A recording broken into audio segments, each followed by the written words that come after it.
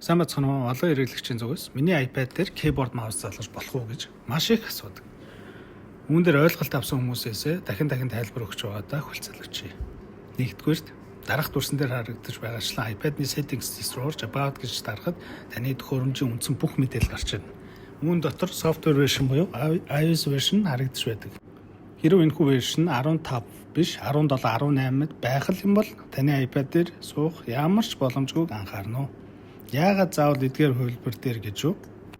Бидний зардаг нэмэлт төхөөрөмж болон холбогч хэрэгслүүд нь дээрх шинжилэл хийгдээгүй хуулийн системийг эвдэж дотогш нэвтэрснээр компьютерийн тусламжтай Apple-ийн operating system дэмждэггүй их усүрээс гадны албан бус программыг суулгасны үндсэн дээр бүгд найрамдах хятад ард улсын хөгжүүлдэг холбогч төхөөрөмжүүдийн аппликейшн хэрэглэх боломжтой болдог.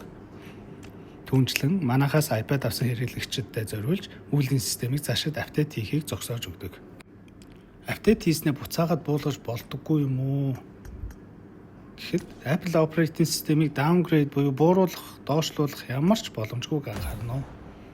Тиймээс дээрх зааварчилгааны дагуу iOS version харахад апдейт хийгдсэн л байвал ямар ч боломжгүй бол байн битгий асуугаад байгаарай. Баярлалаа.